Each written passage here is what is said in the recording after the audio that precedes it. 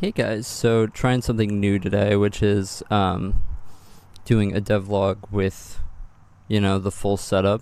I am um, on my laptop today, but there's a lot of interesting things that I've been working on that I wanted to talk about for a while, so that's what today is going to be about. My engine exports to the PS1, which is awesome. And so we're going to be talking about how I did that and go over the new rendering code and all that. So I hope that you find this interesting. We did have a huge refactor that I want to get into before we actually show off the PS1 stuff, which is what you're looking at right now. So this is our entire render loop now. So we just iterate over our render groups. So now we have a system, which I can show you here. Everything is still hard-coded right now, but the idea is that a user would be able to load this in via a JSON. So for example, this is the material for all of our walls, right? And so this is the properties that we will render it with. This is the shader that we're going to use, and this is the VAO layout. And the reason why the VAO layout stuff is actually super cool is because now all of our buffers are not predefined in structs. They're all completely just byte buffers. So with whatever layout that you specify, we pack the buffer just in uint 8t pointers. So we'll talk about that in a second. But so all of these materials are actually are not only just geometry or things that are in world space, but also rendering passes for our full screen. So for example, this is the frame buffer of post-process and the layout of full screen, which means that this material is actually just a stand-in for a render pass for our post-processing. And we also have one for the upscale. So now everything is a generic rendering pass, which makes it super easy for users to create their own shader combinations and frame buffer layouts and all that. So all of these IDs basically create this render group during load time that then is automated later into the draw pass, which is what you just saw. So we can take a look briefly at what the VAO layouts look like, right? So this is what every VAO layout looks like. It's a byte buffer. So we create the binding, which is just those OpenGL calls. This is just a little wrapper over it. We specify all of the how it's going to be used. If it's static, then we just use the default indices that we do at load time for the buffer that isn't going to change, right? So if it's GL static draw, then that basically we take in that enum and then we say, okay, that buffer isn't going to change. Usually that's just like full screen quad coordinates, right? I can show you an example of that. GL static draw, so right here, full screen, this GL static draw means that we aren't going to actually update a buffer. So that has its own kind of interior logic. So yeah, that's what this looks like. And so we have our entire layout here, and so later when we loop over things to add them to buffers, we just take this layout as whatever information we're adding to it, if it's position, if it's whatever. So this is all pretty scriptable now. We also have the same thing for shaders now, which I can show off briefly. So this is what creating our shaders look like, right? So we take in uniforms. We search for the frame buffer, so the frame buffers are done first, and then we can use that frame buffer information to basically say, oh, I want the color texture of this frame buffer to be sent as a uniform into this shader. Now, currently we only have one UBO that is hard-coded in. A typical thing that engines like Godot, for example, does is they do a giant UBO that everything is passed as a vec4, and that is super efficient to do, but I think it also requires, at least from what I understand, it requires you to inject defines into the shaders, which I don't actually know how to do, and I'd have to do some research on how to do that. But that is the most efficient way to do it, right? Is instead of actually doing all these GLEW calls to bind the uniforms during your draw passes, is to just have every uniform inside of a massive buffer that just gets updated. They have portions of it that get updated. You can check out the source code for Godot yourself, but yeah, that was something that I had to research for this. And I also want to give a shout out to someone in our community who helped me with this specific part. Carrie really helped me, because I was initially just doing void pointers for all of these uniforms, but then I realized, oh, this is really an inefficient way to do this, and then eventually I settled on this. So when we add a uniform to the shader, we take in a type here, and this then binds not only the uniform data, but it also binds a callback function that we then call so that we save a CPU instruction, right? So it binds one of these, and then whenever we need to bind the uniform to the shader, then we just use the bound function. The reason why all of this is super interesting, if I can show you what the structure for a uniform looks like. Right, so this is what a uniform looks like, right? So it takes in a callback function. Now the reason why we can't just bind the GLEW function itself is because the signature, the function signatures of all of the GLEW calls for binding uniforms are not uniform. So that's why we have to create our own wrappers over it, so that it's basically, it's all inlined anyway, so it isn't actually overhead.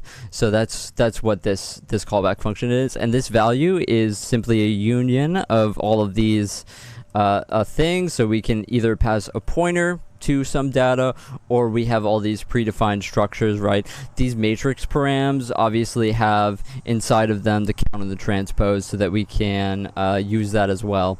So that's super cool. So that's our new rendering loop. I didn't really touch on everything about it. There were some really difficult bugs with this that we really had a lot of problems with. A big one was actually here. What we had here was I think it was a value that was getting, yes. So I'm used to just copying and pasting all of my uniforms down, for example, when we were doing the hard-coded stuff. So I would often pass integers as floats.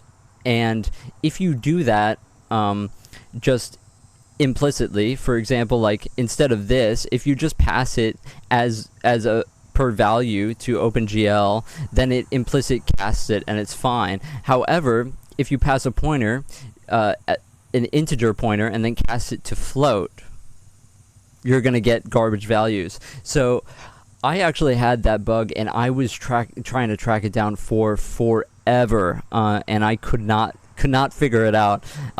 So that was like a 6 hours of trying to debug that, and then I finally realized, oh, this is actually an integer that's why it worked hard-coded, but it didn't work when I was automating it. So that's something that was really frustrating. But anyway, this is a really cool system, because as you can see now, we can have, for example, if we set up a different material now, we can have different UI elements correspond to different shaders or different layouts or a different frame buffer. So you end up having a lot more control over things. You can also have geometry right next to each other that just goes to different shaders. So you have full control now over it. So it's its own proper material system. It just needs to be adapted to fit within the material system of Blender, for example. And we also need to be able to import more textures. Right now everything is just basically has one texture ID, so obviously that's not going to work when we need to import Blender stuff that has different material textures on top of each other. So yes, so this still needs some work done to it, but I am really happy that we ended up for example, my draw pass before this was all of this, like thousands of lines of hard-coded stuff, and now it's just really, really, really clean. So that was super, super fun to do. So that was my talk about the material refactor that I've been working on for the past 2 weeks. We finished that like 4 or 5 days ago on stream, and so now moving forward, so I wanted to take a break from the engine after all of that, and what I ended up doing was discovering the PS1 homebrew scene, which isn't really a big thing, and there's a reason why. It's because it's incredibly low level and hard to and limiting to develop things for the PS1, and I just found it like I was like inspired by wanting to code for a console that's really difficult, and so I found the PS Noob SDK, which is made by, I think, Lame Guy 64 or 32. I forget what the numbers are, but he's a brilliant person. He made his own SDK that communicates with the PS1. It's a wrapper over the PS1 directly. It does a lot of things in assembly, and it kind of mirrors the Sony SDK. But yeah, so the documentation on it is kind of hard to understand, and it says on the GitHub for it that it's not for beginners. But I've been doing streams about learning it and stuff like that, and it's been really fun. So I just want to show that off really quick. Let us go over and launch the engine as it is right now. It's not an engine, it's just kind of a game, I guess. So this is what it is. I have to press F8 to get into analog mode here. So this is what we're working with right now, is that we got this 3D scene set up. It's pretty cool. So this is actually exported straight from my engine, and I'll show that off in a little bit. The light map, the amazing thing about my engine that I'm now realizing is it's kind of like a suite of tools that I can use for any of these other odd projects that I end up doing, because it reuses all the light map code, all the UV generation code. Some of it really needed to be adapted, but it's a lot easier, and it's really cool that I'm able to import from Blender into my game engine and then mess around with things and then export that map to here. So that's a really cool thing. So as you can see, we have a bit of a maze here. You may notice when we get up close to walls, you see that little bulge that's happening? That is tessellation. So I'm going to explain that in a little bit, but for now let's just walk around and see what it looks like. We do have all of this fog, and we'll talk about that. I'll give you a good resource for how we do that. And how we got to 30 FPS on this was not a small feat, actually, and it's something that's going to become harder. As you can see, we don't have collision yet, so need to work on that, obviously, and we need to work on getting the light maps to be more correct, I guess you could say. So the reason why the light maps are sometimes not correct is because we go, it's per vertex lighting on the PS1. So we have these things called garages, I believe it's pronounced. So it's basically like you have the vertices of a triangle and stored RGB values at those, and it just interpolates it by itself on the GPU. It's actually pretty performant and cool that that's available, but we obviously have to figure out some other light map code that I need to figure out, but that's it right now. You can see all that debug in the top left. Obviously we do have a lot of triangles, and that's also a big issue for us. memory on the PS1, it's got 2 megabytes of RAM, which isn't that great. It's a lot of data that we have to pack into very little, and that's kind of like the fun little game that we have to play. I really have enjoyed it. I wanted to show off first of all here is how we get the sectors. So everything in the PS1 game, how we're able to get to 30 FPS is by loading everything in by sector, is what I called it. So we basically find the rotation of the camera to figure out the relative angle of the camera, and then we figure out, based on the relative angle, which sectors are we actually going to iterate in to load in, right? Because it turns out to be very expensive, right? If you just call draw triangle and then call based on different distance, or based on if it's behind the camera, every single if statement becomes a lot more expensive when you're working on the PS1. So the way that we do it is by these sectors, and each sector is a 4x4x4 that has cached indices to all of its triangles. And so when we iterate over the sectors by whatever is in our current viewing direction, then we're basically just following those indices straight into our map test tries or map tries. So the test tries are in our current sector, right? So the thing with tessellation is we want to tessellate because it gets rid of some of the things that you just saw. For example, when you're close to a wall, right? If we didn't have tessellation, you would be able to see through this wall. Now we still have some of those issues like you just saw, which is why I want to tessellate even further. But it's hard to get to that point because that's a lot more data that we have to store, right? And so I'm going to have to come up with some sort of solution to maybe load those in during real time, but I couldn't get the CD-ROM stuff working with PS Noob SDK. So it might be something. If you have any suggestions, or if you know anything about this and want to help me out, it is kind of hard to find information on it, on how the CD-ROM stuff works. I followed everything in the examples to a T. It just for whatever reason couldn't find it. Maybe it was an emulator thing. So right now I'm just loading in the raw bin file and parsing that. So that's pretty cool. So we have all of this that goes within our viewing direction and then draws the triangles. Now it doesn't actually just draw every single triangle. We also, within this, we don't have LSP set up because it's super jank to get this running. It was very difficult, but if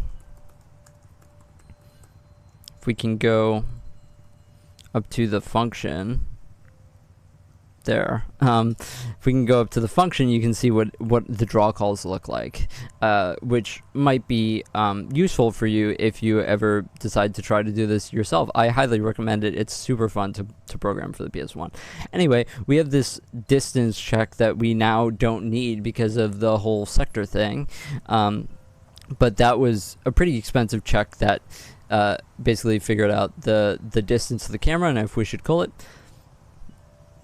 This loads in our vertices to the GTE, then we rotate it into screen space based on the matrix. Then we this end clip gets the backface culling.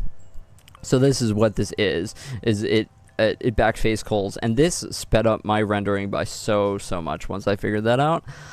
Then we get the p-value, which is the built-in GTE ordering table thing. So this is basically depth. This is like the average Z depth of the polygon that we just loaded in, and then we figure out, is this inside of our OT bounds?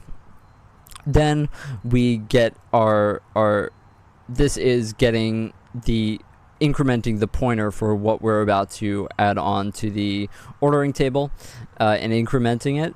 And then this is setting our poly G3 and setting our poly GT3, and I'll get into that in a little bit about the different primitives that we have.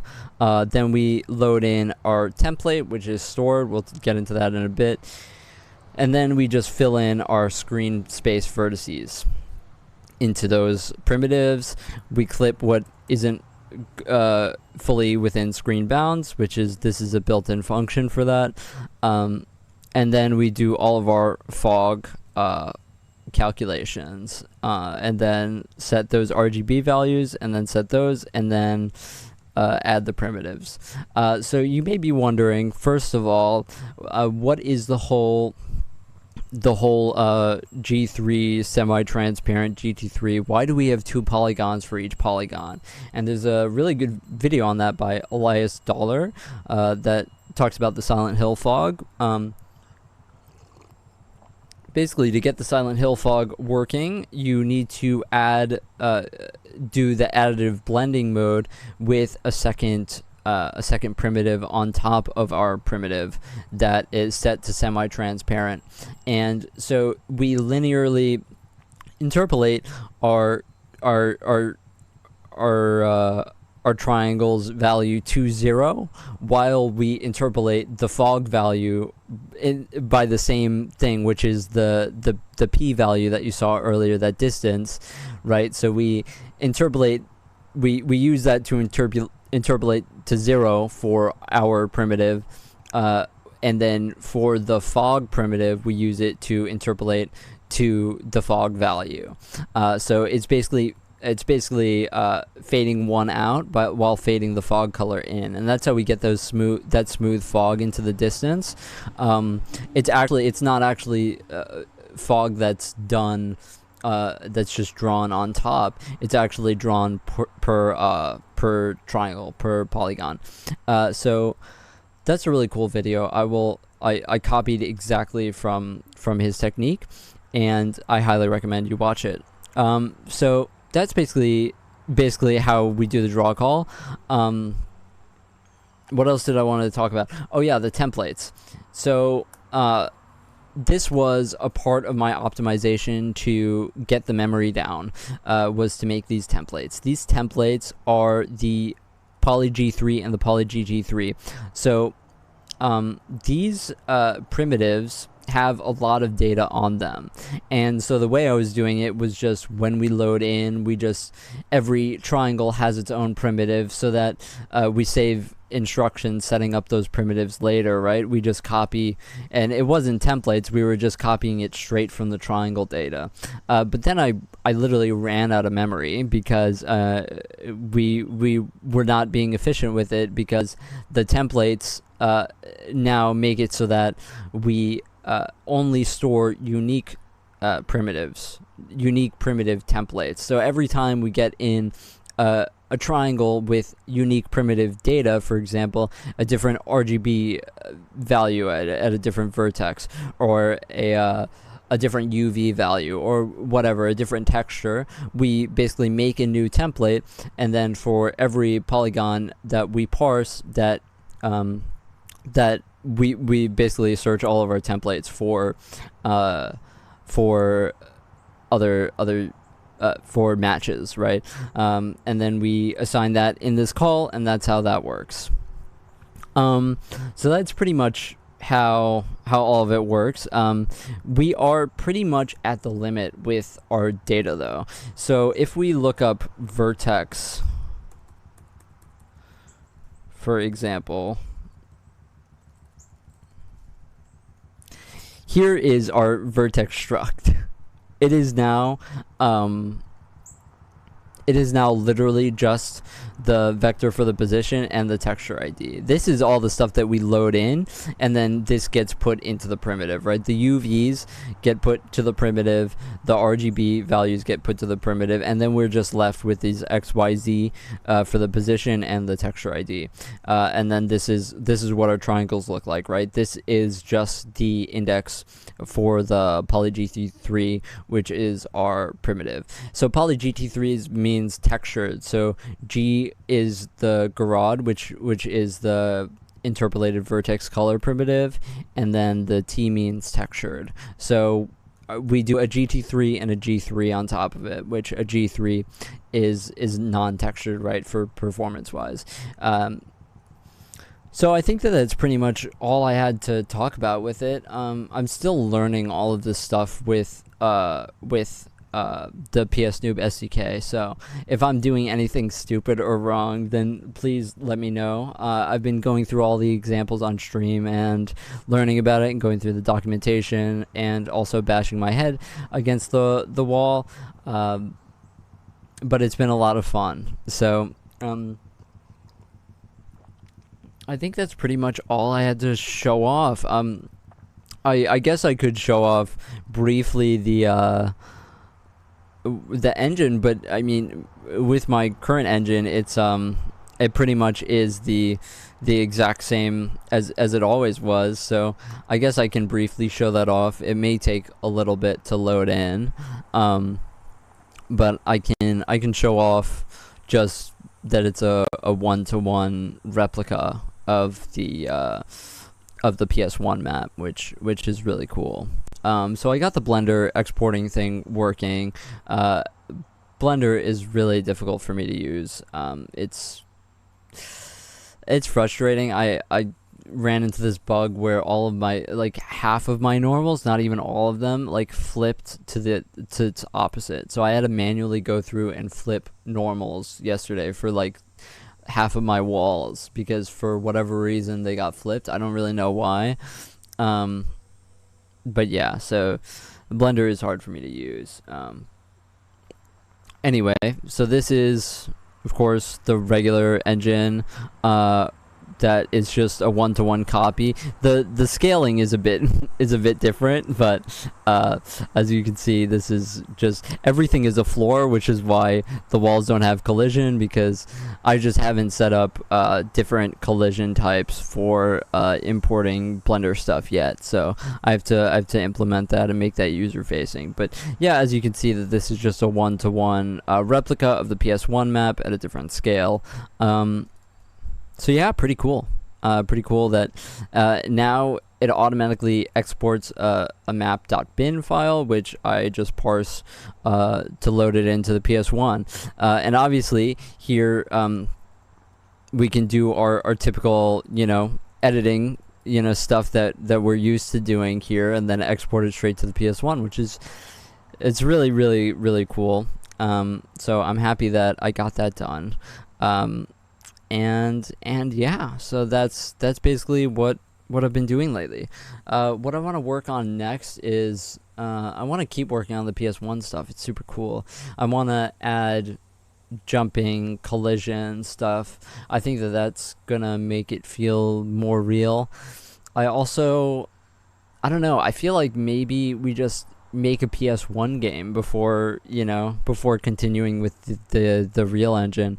I kind of want to just like make like a really simple kind of dungeon crawler, maybe RPG, where you just kind of walk around in that world and fight stuff or whatever and level up. I don't know how that's gonna work. I kind of want to make models and learn how to pack LZPs and load all that stuff in. Apparently there's LZP pack, which comes with PS Noob SDK. I haven't really experimented with it, but yeah, so that's apparently how you do models and texturing. I just use raw tim files, which we use tim edit to do all of that frame buffers stuff and moving around textures. You can go back on the stream and look at all how all that stuff worked, and how I was, it's very hard to learn all of that stuff, because the documentation is definitely made for people who know what they're doing, and I don't know what I'm doing. So a lot of fun.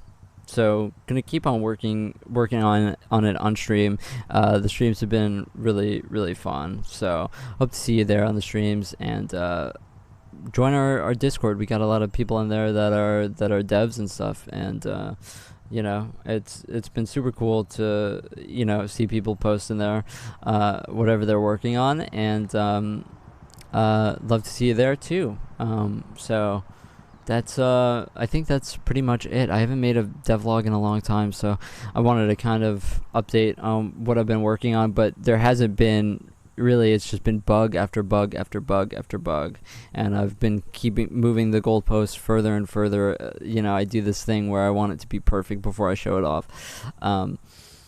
But yeah, I hope that you like this new format. I know that the last video, I got some feedback that it did feel a bit rushed. That was because it was supposed to be a YouTube short, but then it my script, I was too attached to my script, and then I made it not a YouTube short.